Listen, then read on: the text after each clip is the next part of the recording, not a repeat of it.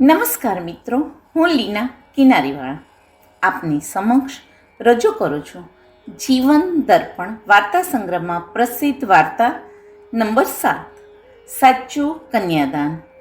લેખક શ્રી નિખિલ કિનારીવાળા, અમદાવાદ. સંપાદક નિર્મોહી પ્રકાશન, અંકિત ચૌધરી, શિવ. સહસંપાદક કૌશિક શાહ. વિડિયો સંકલન કૌશિક શાહ, બોસ્ટન, USA. તો ચાલો મિત્રો સાંભળીએ વાર્તા સાચું કન્યાદાન. મનહરભાઈ અને ભાવનાબેન 60 વર્ષની ઉંમરની નજીક પહોંચેલું એક સુખી દંપતી. મનહરભાઈ વ્યવસાય એક સફળ ઉદ્યોગપતિ અને તેમનો પરિવાર આર્થિક રીતે ખૂબ સુખી સંપન્ન પરિવાર ગણાય. તેમનું એકનો એક સંતાન એટલે તેમની લાડકી દીકરી દર્શિતા. મોટી ઉંમરે તેમને સંતાન સુખ પ્રાપ્ત થયું હતું. તેથી પ્રભુના આશીર્વાદ ગણીને દર્શિતાના ઉછેરમાં અને લાડકોડમાં તેમણે કોઈ કમી રહેવા દીધી નહોતી. સુખી સંપન્ન પરિવાર હોવાથી નાનપણથી દર્શિતાનો પડ્યો બોલ ઝીલાતો. દર્શિતા પણ નાનપણથી ખૂબ જ બોલકી, ચપળ, હાજર જવાબી અને તીક્ષ્ણ બુદ્ધિવાળી હતી. મનહરભાઈ અને ભાવનાબેન માટે જીવનના દરેક રંગો દર્શિતામાં જ સમાયેલા હતા. દર્શિતાએ ઉચ્ચ શિક્ષણ મેળવી પ્રતિષ્ઠિત સંસ્થામાંથી આર્કિટેક્ટની પદવી હાંસલ કરી.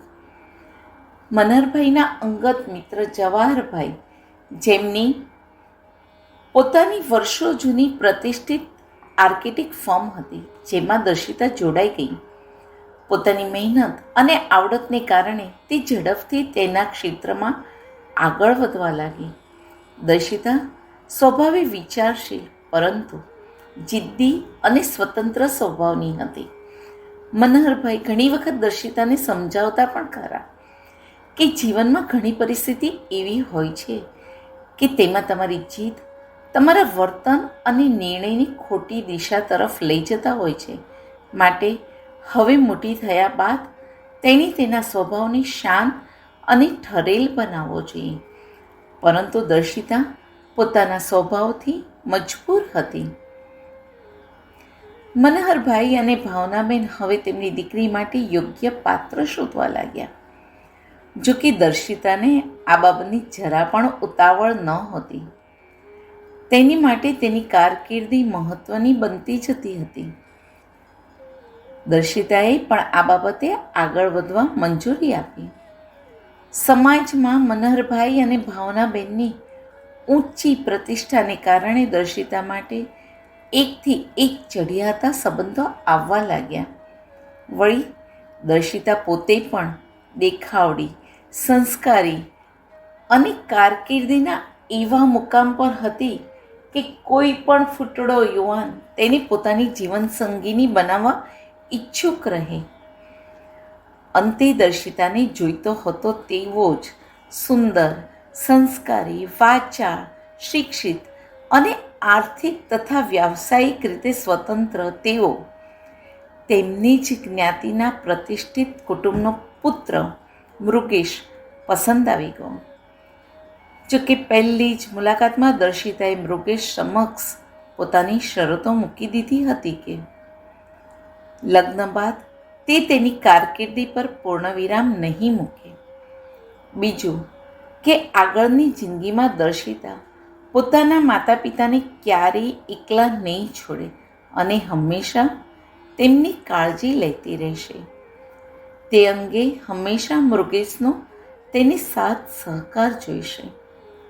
મૃગેશે પણ સરળ અને સમજદાર યુવાન હોવાથી દર્શિતાને આ બાબતે ખાતરી આપી તેનું મન જીતી લીધું. બંનેના કુટુંબમાં આનંદની હેલી છવાઈ ગઈ અને જોત જોતામાં મૃગેશ અને દર્શિતાના લગ્ન ધામધૂમથી થયા. દર્શિતા જેવી સંસ્કારી, દેખાવડી અને હોશિયાર પુત્રવધુ મેળવીને મૃગેશના માતા પિતા નયનભાઈ અને સરિતાબેન બંને ખૂબ ખુશ હતા. લગ્ન બાદ મૃગેશ અને દર્શિતા બંને આનંદમાં દિવસો પસાર કરી રહ્યા હતા. ધીરે ધીરે બંને પોતપોતાની કારકિર્દીમાં ફરી પ્રવૃત્ત થઈ ગયા. મૃગેશ ખૂબ શાંત પ્રકૃતિ ધરાવતો હતો. નયનભાઈ વ્યવસાય તબીબ તથા સરિતાબેન ગૃહિણી. તેમની દીકરી કાજલ મૃગેશથી ઉંમરમાં 5 વર્ષ નાની અને કોલેજના છેલ્લા વર્ષમાં અભ્યાસ કરે. આર્થિક રીતે સુખી સંપન્ન કુટુંબ હોવાને કારણે ઘરમાં બધી જ સુખ સગવડો અને ઘરકામમાં મદદ કરનારા પણ હાજર હોય, જેથી દર્શિતા ઉપર ઘરકામનો બોજો ખૂબ ઓછો રહેતો. એક જ શહેરમાં રહેતા હોવાથી દર્શિતા પોતાની વ્યસ્ત કારકિર્દીમાંથી સમય કાઢી રજાના દિવસોએ અવારનવાર પોતાના માતા પિતા મનહરભાઈ અને ભાવનાબેનને મળવા અચૂક પહોંચી જતી અને ક્યારેક રોકાઈ પણ જતી. મૃગેશ પણ દર્શિતાની લાગણી સમજતો હતો, તેથી તે ક્યારેય આ બાબતે દર્શિતાને ટોકતો ન હતો. ઉપરથી જ્યારે પણ દર્શિતા પોતાના માતા પિતાને ત્યાં હોય ત્યારે પોતે અનુકૂળ કરીને તેને લેવા માટે ત્યાં પહોંચી જતો અને એ બહાને તેમના ખબર અંતર પૂછી લેતો. ભાવનાબેન માતા સહજ લાગણીને વશ થઈને દર્શિતાને વારંવાર ફોન કરી એના ખબર અંતર પૂછતા અને સાસરે કોઈ તકલીફ તો નથી ને તે જાણવા કોશિશ કરતા. સાસુ સસરા કે નણંદ કાજલ તેની સાથે કોઈ દુર્વ્યવહાર તો નથી કરતા ને તેની ખાતરી કરતા. સાથે કોઈને કોઈ બહાના હેઠળ વીકેન્ડની રજાઓમાં તેમના ઘરે આવી જવા દબાણપૂર્વક કહેતા. માતાની મમતાને વશ થઈને દર્શિતા પણ તેમની સાથે રહેવા પહોંચી જતી, જેથી ભાવનાબેનના મનને શાંતિ થાય. મનહરભાઈ આ બધું જોતા અને વચ્ચે વચ્ચે ભાવનાબેનને ગંભીર ટકોર પણ કરતા કે આપણને દીકરી પ્રત્યે લાગણી તો જરૂર હોય, પરંતુ તેનો અતિરેક ન કરાય, કારણ કે દર્શિતા હવે આપણી દીકરી મટીને કોઈની પત્ની અને કોઈની પુત્રવધુ થઈ છે. તેને હવે તેના પોતાના સંસારમાં ધ્યાન આપવા દો. ક્યાંક એવું ન બને કે આપણા લાગણીઓના ઘોડાપુરમાં દર્શિતા પોતાના સંસારમાં સમતોલન ગુમાવી બેસે. અને સાચે જેમ જેમ સમય વીતતો ગયો તેમ દર્શિતાના લગ્ન જીવનમાં સમસ્યાઓ આકાર લેતી ગઈ. આમ પણ દર્શિતા કારકિર્દીની વ્યસ્તતાને કારણે ઘરમાં ખૂબ ઓછો સમય આપી શકતી. ઉપરથી ભાવનાબેનની તેના લગ્ન જીવનમાં રોજિંદી દખલગીરી અને બીજી તરફ પોતાના માતા પિતા તરફનું ખેંચાણ વધતું જ જતું હતું, જે મૃગેશને અને માતા સરિતાબેનને દિવસે દિવસે કટતું હતું. જે કાજલ શરૂઆતમાં પોતાની દર્શિતા ભાભીના ગુણગાન ગાતા થાકતી નહોતી, તે પણ હવે તેનાથી દૂર થવા લાગી હતી. મૃગેશને એવો ડર રહેતો કે આ નાજુક બાબતમાં તે દર્શિતાને કાંઈ પણ સમજાવવા જશે તો દર્શિતા તેના જિદ્દી સ્વભાવને કારણે વાતને સાચા સ્વરૂપે સ્વીકારવાને બદલે સમસ્યા વધારી દેશે, અને ખરેખર એવું જ બન્યું. સરિતાબેનની ધીરજ ખૂટી જતાં એક દિવસ તેમણે દર્શિતાને ટકોર કરી. જો બેટા, ઘણા દિવસથી તને એક વાત કહેવાનું વિચારતી હતી. તારા લગ્નને 1 વર્ષ થઈ ગયું. નવા માહોલમાં ગોઠવાવા અને નવા સંબંધો સ્વીકારવા માટે પૂરતો સમય લીધો. હવે પિયરની માયા ઓછી કરી પોતાના સંસાર પર વધુ ધ્યાન આપો તો સારું. અમારી પણ તારા પ્રત્યે ઘણી અપેક્ષાઓ છે. હવે દરેક બાબતની કાળજી તું પોતે લે એવું અમે ઈચ્છીએ છીએ. દર્શિતા સરિતાબેનની આ વાત સાંભળી સમસમીને રહી ગઈ, પરંતુ સામે જવાબ ન આપતા આ બાબતે મૃગેશ સાથે ચર્ચા કરવાનું નક્કી કર્યું. તે જ રાત્રે મૃગેશના ઘરે આવતા દર્શિતાએ ફરિયાદના સ્વરમાં કહેવાનું ચાલુ કર્યું, જો મૃગેશ, મને આવા મહેણા ટોણા ફાવે નહીં. મેં તને લગ્ન પહેલાં જ કહ્યું હતું કે મારે માટે મારી કારકિર્દી અને મારા માતા પિતા ખૂબ અગત્યના છે. તે બાબતે મને કોઈ પણ સમાધાન સ્વીકાર્ય નથી. મૃગેશે શાંત ચિત્તે દર્શિતાની બધી વાત સાંભળી. સૌ પ્રથમ તેની ગુસ્સો થૂકી નાખવા કહ્યું અને સમજાવતા બોલ્યો, દર્શિતા, હું તારી સાથે જ છું અને મમ્મી સાથે વાત કરીશ, પરંતુ મને લાગે છે મમ્મીની વાત સાવ ખોટી નથી. આપણે પણ સમજવાની જરૂર છે. જેટલી લાગણી તને તારા માતા પિતા પ્રત્યે છે, તેવી જ હૂંફ અને લાગણી મારા કુટુંબ માટે વ્યક્ત કરવી જરૂરી છે, અને તેને માટે તારે મારા કુટુંબમાં પૂરતો સમય ફાળવવો ખૂબ જરૂરી છે. દર્શિતા કંઈ પણ જવાબ આપ્યા વગર ગુસ્સામાં જ સૂઈ ગઈ. બીજા દિવસે ઘરમાં કોઈની પણ સાથે વાતચીત કર્યા વગર પોતાના કામે નીકળી ગઈ. ઘરના અન્ય સભ્યોની સાથે મૃગેશની મૂંઝવણ પણ વધવા લાગી. હંમેશ મુજબ ભાવનાબેનનો ફોન આવતા દર્શિતાએ બનેલ બધી વાત વ્યગ્રતા સાથે કહી દીધી. ભાવનાબેને કહ્યું, બેટા, તું ચિંતા ના કરીશ.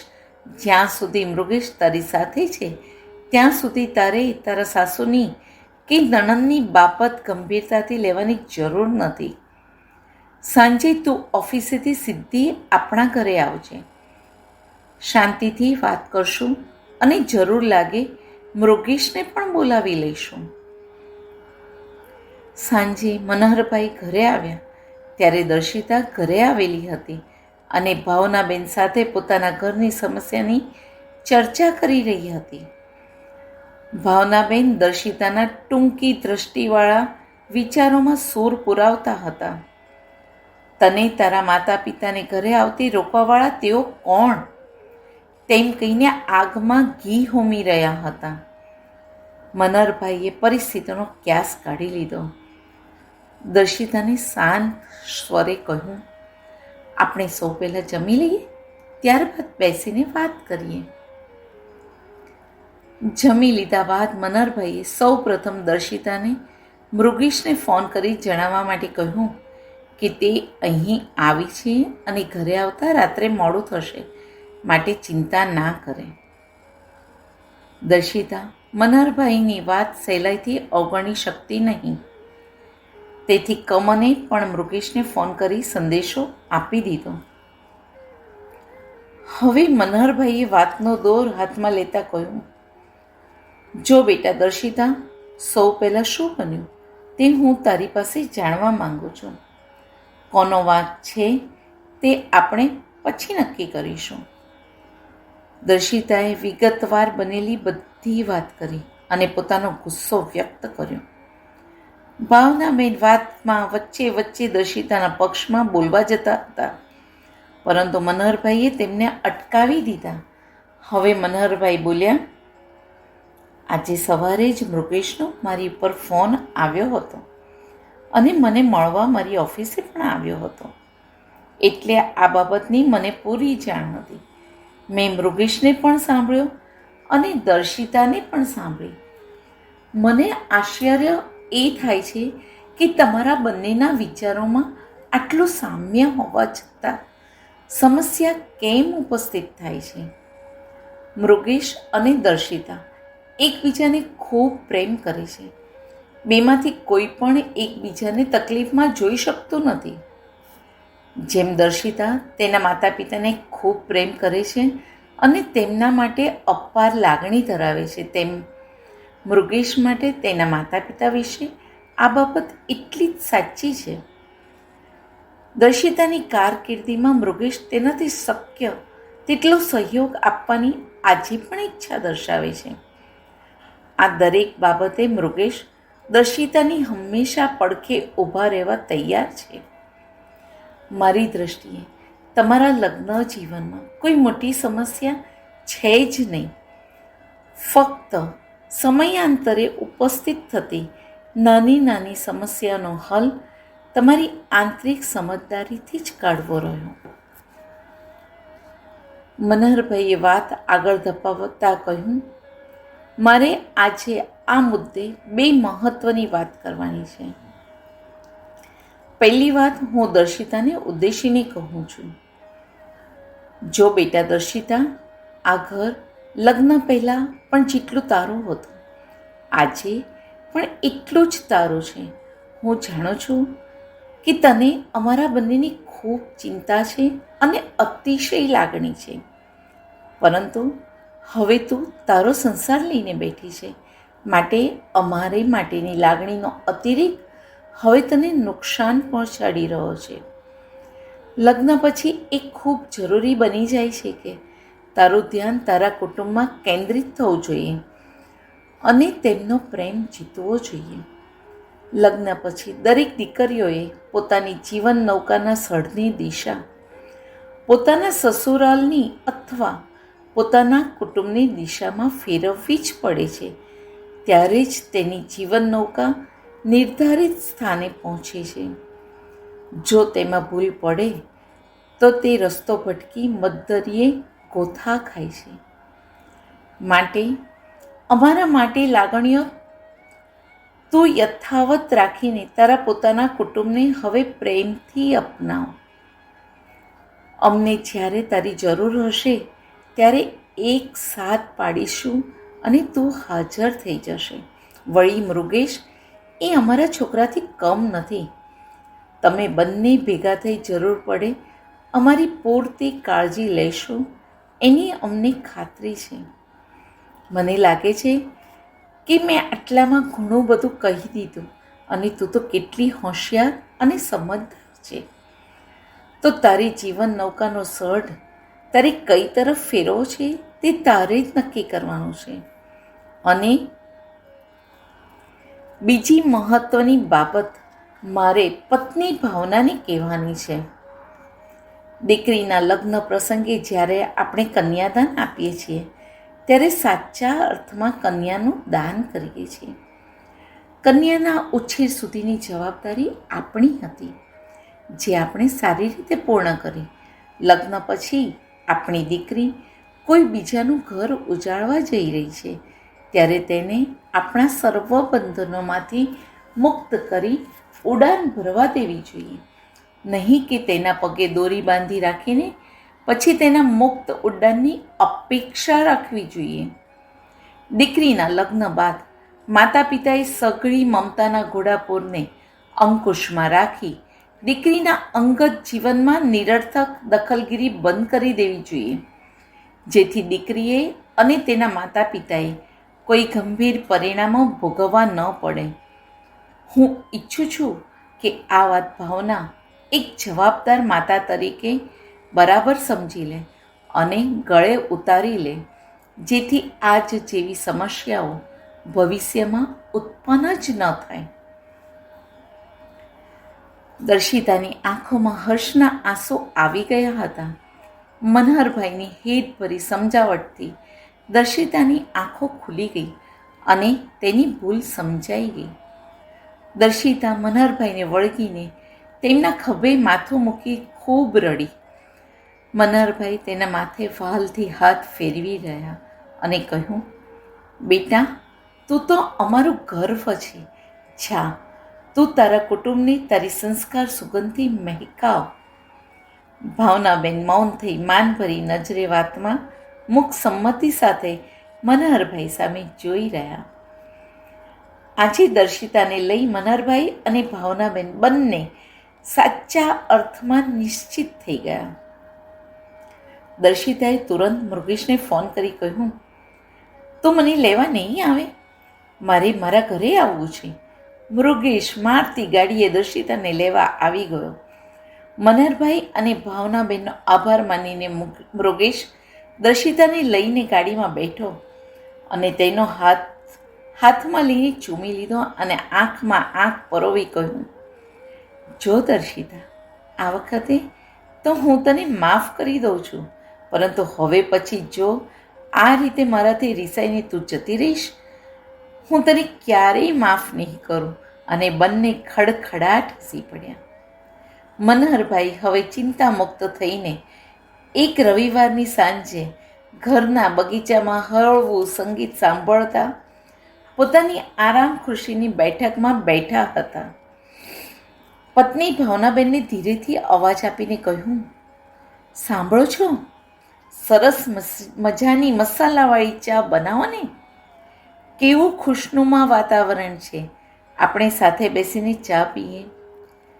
થોડી વારમાં ભાવનાબેન ચાના કપ સાથે બગીચામાં પ્રવેશ્યા અને સામે પડેલી ટીપોઈ પર ચાના કપ મૂકી મનહરભાઈની સામે હિંચકા પર ગોઠવાયા.